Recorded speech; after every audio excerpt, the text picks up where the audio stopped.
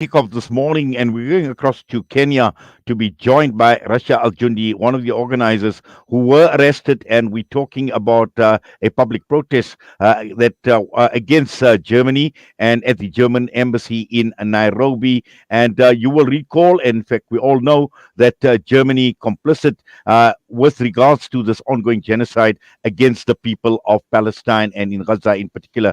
Rasha, assalamu alaikum wa rahmatullah, and welcome. Alaikum assalam. Thank you so much for having me this morning. Yes, wonderful you're able to join us. And clearly, today is going to be a big day. And I'm sure, as much as all we are looking forward to what's going to take place at The Hague this morning, yourself as well, Rasha. Of course, I mean, we're all looking forward to seeing how this case that was perfectly presented by South Africa, highlighting the historical context as well as the present ongoing genocide, will unfold. Yes, and there have been a number of questions in terms of how the ICJ will rule, but to a large extent, we're talking about a political decision, and we've seen how global political players, governments, have actually come out, either supported South Africa or supported Israel. Germany, in particular, came out very, very strong in its support for Israel in this case of genocide, and as a result, this public protest that had taken place in Nairobi. Just give us a bit more of an insight into the protest in itself before we talk about the arrest and some of the actions that were taken. Sure. So we decided a couple of weeks ago to hold a protest against the German decision to blindly support the case, the Israeli case that were presented in the ICJ, and of course their ongoing support anyway to the genocide with the arms exports as well that have reached maximum levels this year in the history of Germany. And we had gathered. I mean, we did the whole thing with notifying the police in Kenya. First of all, the constitution preserves the right of every person living on Kenyan soil, so not just only Kenyan citizens, but only Kenyan residents as well, to peacefully protest and call for a demonstration. And so we use that, of course, that article in the Constitution. Now, the law says that we have to notify the police, the local police station, and we did that. However, the police in Nairobi specifically this is not the first case, but have been very hostile towards any kind of organization or lawful demonstration, peaceful, pro-Palestinian specifically. I mean, this has been very, very difficult for us to organize anything legally. They only have to be notified. They don't have the power to say yes and approve or no. But if they want to reject, they have to do that in writing to the organization that has requested the demonstration. In this case, it was Kenyans for Palestine because it is a registered organization in Kenya, and its role is to advocate for the struggle of the Palestinian people and organize activities around that in Kenya. And this never happened. In fact, the police actually sent us around different bureaucratic hurdles in order to maybe try to discourage us from actually doing anything. But we went through the process and we managed to actually get two letters signed by the regional commander of Nairobi and the inspector general of Kenya. Their offices received and signed the letters. And yet there was a huge police crackdown, which we will, I guess, go into soon. But anyway, we had, after getting the letters, we had put them out on Twitter and also other social media platforms and called for the protest publicly, since this was recognized and we informed the police according to the law.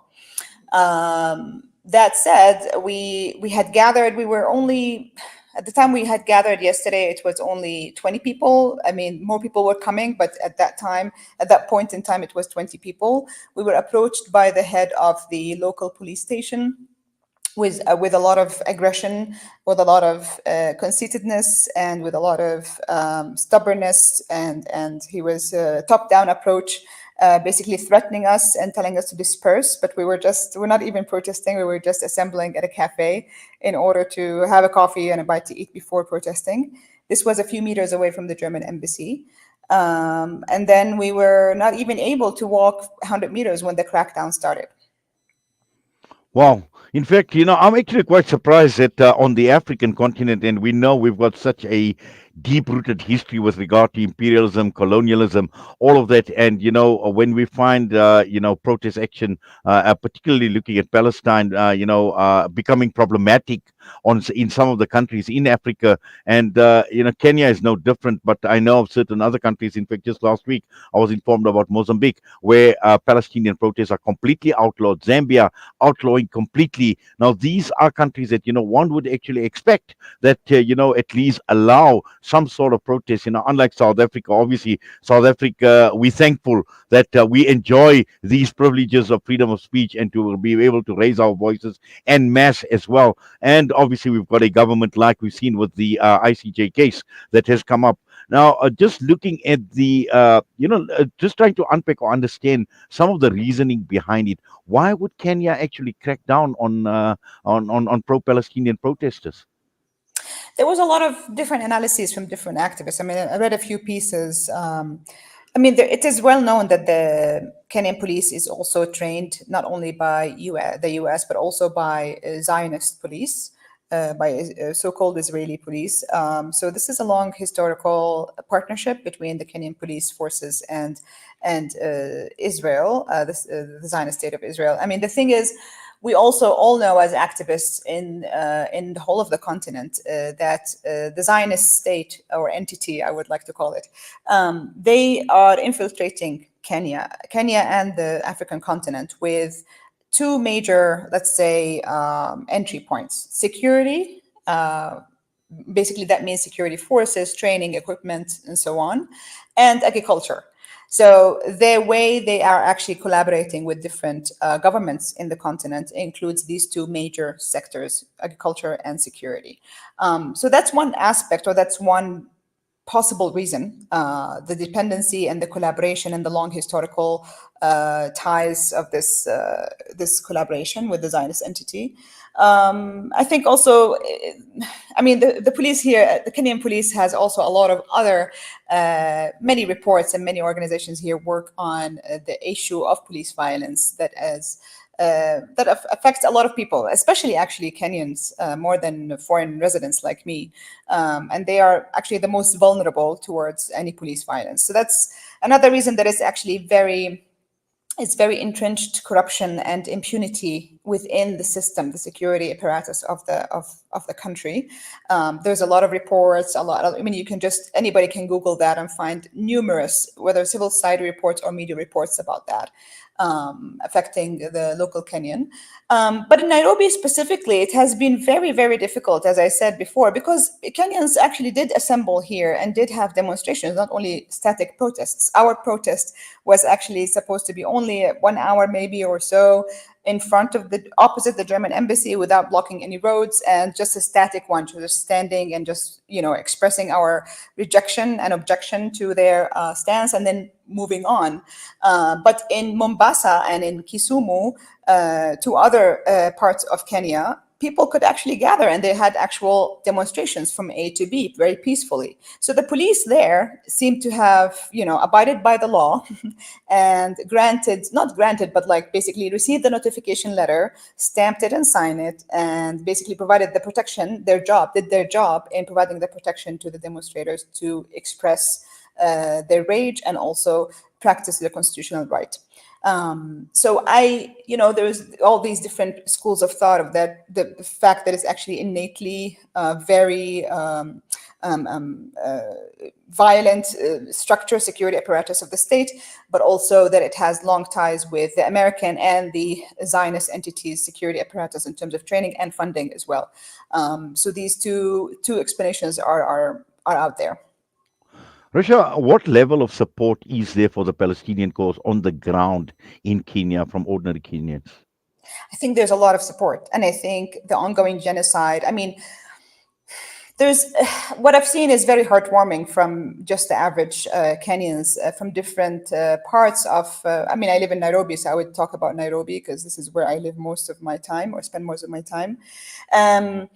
Different Kenyans from different socioeconomic statuses, from different backgrounds, Now with this ongoing genocide, because of it's a televised, basically, genocide, really. We are in real time watching people getting killed and annihilated, dying from hunger, getting targeted during at food aid distributions, getting sniped, getting plowed alive, and so on. So I think there's this shift in the public understanding of what's going on in occupied Palestine.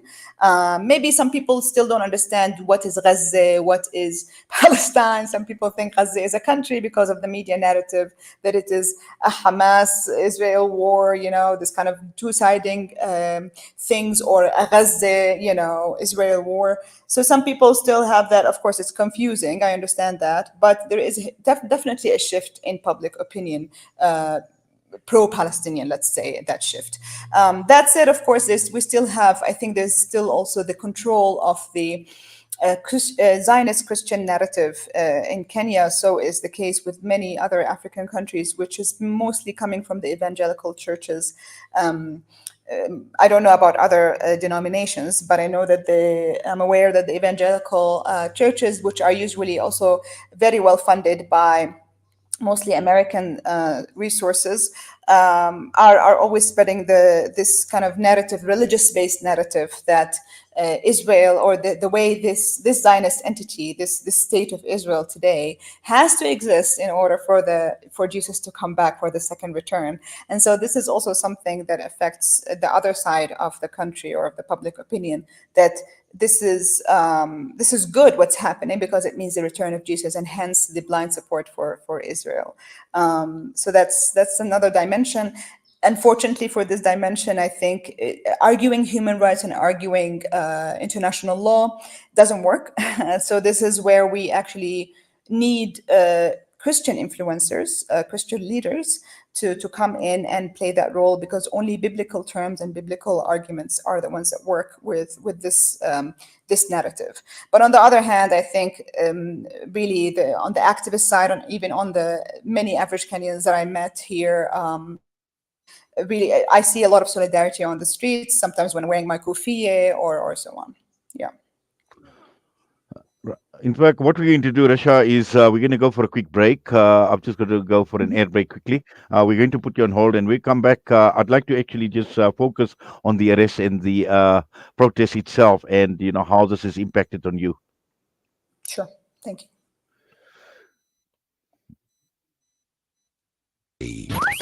This is Salam Media.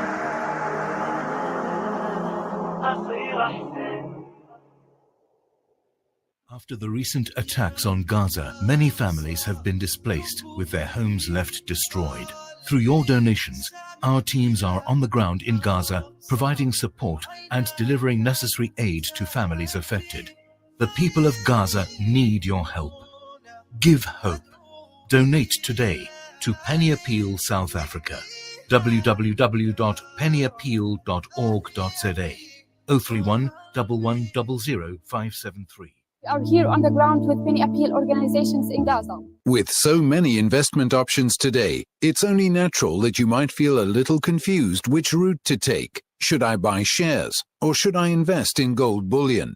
Randery Jewelers now brings you the Zahab coin, an alternative to the Kruger Rand. The Zahab coin, a solid wealth protector in its purest form of 24-karat gold, is the safest way to protect your wealth. So don't just sit there and watch your paper money depreciate. Change to gold. Call Randery Jewelers now at 031 202 4701 or visit www.rjcoin.co.za, situated at 151 Essenwood Road, Musgrave, Durban. Randery Jewelers, the family name you can trust. Discover the Africa of your dreams and surround yourself with her spectacular beauty. Relax beneath her serene sunsets and explore wildlife at its natural best. It's where the pride of Africa comes together. The Kwantu Private Game Reserve. Get to know the Big Five or cruise on an elephant safari game drive. Interact with lion and tiger cubs and enjoy world-class halal cuisine while we pamper you during your 5-star stay. Indulge in the true African experience. For reservations, call now on 042 203 1400 or visit kwantu.co.za. The Kwantu Private Game Reserve, the place of gathering. Send food and send kindness to those who have lost their homes and have been plunged into poverty. For those who are a meal away from starvation, a food parcel means an entire family can eat this Ramadan. That's the power of food. Donate now to Islamic Relief.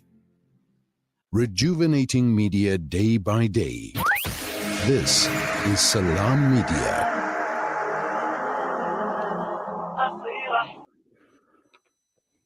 We continue with our broadcast this morning right here on Assalam Media, and we've started off talking about a peaceful picket that was held at the German embassy, or that was due to be held at the German embassy, and this resulted in the arrest and harassment of demonstrators. And one of the demonstrators, one of the organizers, was Rasha Jundi. Rasha, just take us through what had actually happened, in terms of the police intervention, the arrest, and also personally for you as well, because you were one of those that were arrested. Yes. So as I mentioned earlier, the head of the local police station, who is supposed to be in charge of securing a protest according to the law in his jurisdiction, showed up and started threatening us as we were still assembling at a public cafe, at a public space. He even asked us to leave the public space, and of course we refused because we have the right to be there as free people. And the organizers, I was liaising with him, as I was also with another comrade who we were both kind of the contact people, the main contact people for liaising with the police. As the small group of protesters started moving, the German embassy was a mere maybe 4 or 5 minute walk from that point. So we caught up with them after we liaised with him, but he had left the place and ordered his officers to load their tear gas guns, shooting guns. And in few minutes, basically, we just had walked maybe 100 meters, not even, and they started shooting tear gas. I think maybe 4 to 5 canisters, as far as I can remember, were shot. One of these tear gas canisters hit me directly in the leg, and another, I was also made aware of another demonstrator who was also shot at directly with a canister. Both of us are now fine, although I still have a swollen leg, but it's going to get better. We were separated from the group, so another comrade and myself, we were separated from the group because of the tear gas. So we tried to kind of catch up with them, but we were ambushed by 2 plainclothes police officers, one male and one female, who harassed us, physically assaulted us, and started pulling us against our will without any, we were walking basically to go back without any charges, and rounded us up into the police truck. There was also a third American man who was walking towards the protest because he wanted to take part, and he was asking them, "Why are you doing this?" And so they rounded him up as well with us into the truck. I was also made aware later that a fourth protester was arrested in a different truck and brought to the same police station, a Kenyan man. So we were 3 internationals and 1 Kenyan. We were held at the police station without charge for about 5 hours, during which, of course, we had already assembled and alerted an organization called Defenders Coalition, who were brilliant. They sent a lawyer who basically was the reason why we all basically were out on bail. And because of the police tried to argue the letters and the fact that this is an unauthorized demonstration, this is the official narrative, which is void of any truth. And I think this narrative, because it doesn't stick anymore, they are now charging us with creating a disruption, which I don't know what that means, basically. And we have a court date on Monday morning to see how that will go. But the lawyer thinks that it's going to be okay because they don't have a case. At the end of the day, I just wanted to say that the police really used unlawful and illegal, extreme violence. Really, the tear gas was uncalled for at all, and this was supposed to be a really just a normal, peaceful, static protest. We were not even a lot of people at all. And we were not even allowed to walk 100 meters. So there was actually no protest in a way. We were planning it. We were walking towards the embassy to actually have it on the other side of the road when it was all dispersed. So this is what happened. Yes, in fact, I've noticed you mentioned you're a foreign passport holder in Kenya. What nationality are you, Rasha? I'm Palestinian Jordanian. I have a Palestinian. Jordanian So passport. you hold a Jordanian passport. Okay, Yes, yes. fine. Okay, no, that's fine. Yes, but again, I think when we speak about Africa and the African continent, and it's actually quite disappointing that you have this type of treatment being meted out in a country like Kenya. But like you mentioned, the association with Kenya and Israel and the cooperation that they've got in a number of areas. You mentioned security and the like. And a few months ago, we also heard, or it was a few weeks ago, I would say, about Kenyans going to work out, in Israel, and we know what had happened. Many of the other nationalities. I think there were Thai nationals and those that obviously had left. So obviously, looking at Africa as a source of labor in Israel to actually work in agriculture. Yes, not only Africa. I mean, Kenya is one of them, and I saw a report the other day on India being another source for migrant labor. The unfortunate thing is that obviously the local context does not provide people with a lot of opportunities to stay home, basically, and find jobs that can account for the huge inflation in prices and the cost of living.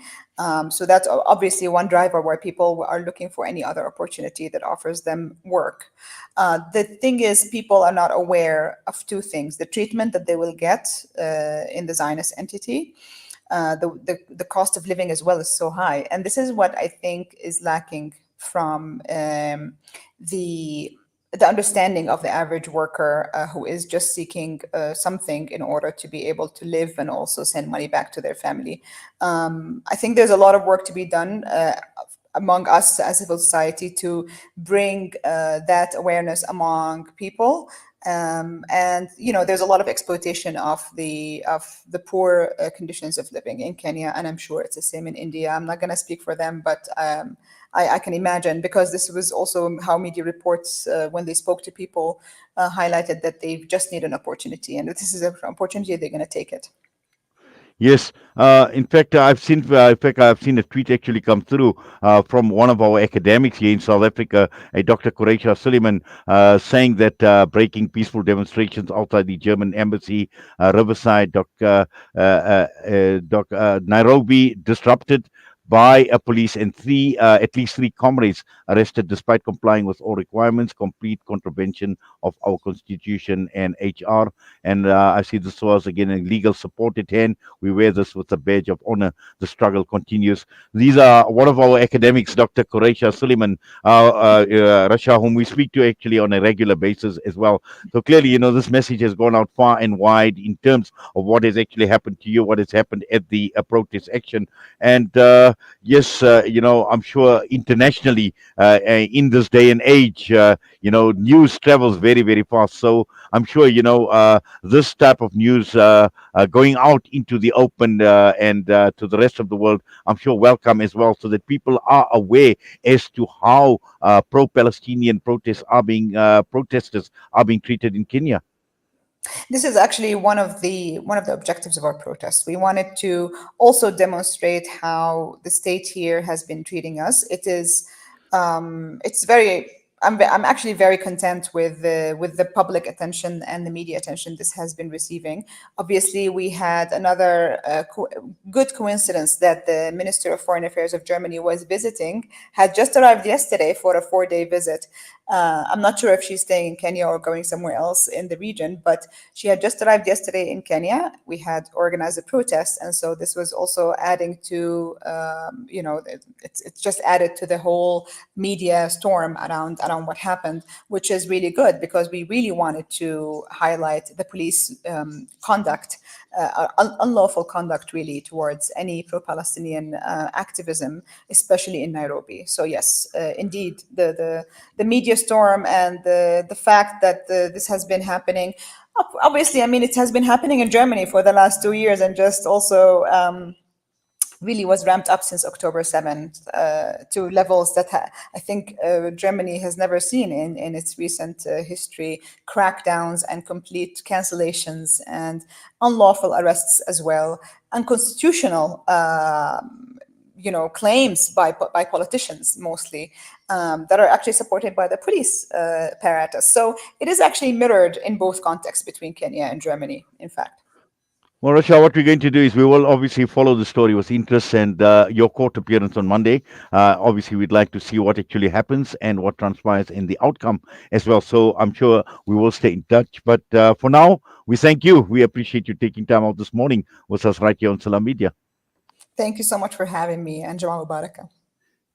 Jazakallah, shukran for that. Rasha Jundi with us this morning, and with that, we're going to go for a quick break. We come back, we'll be joined by Itana Rashalanavo, and he is in Marlborough today, the long walk for his 600 kilometers from Johannesburg to Durban, raising funds for medical care for the children of Gaza.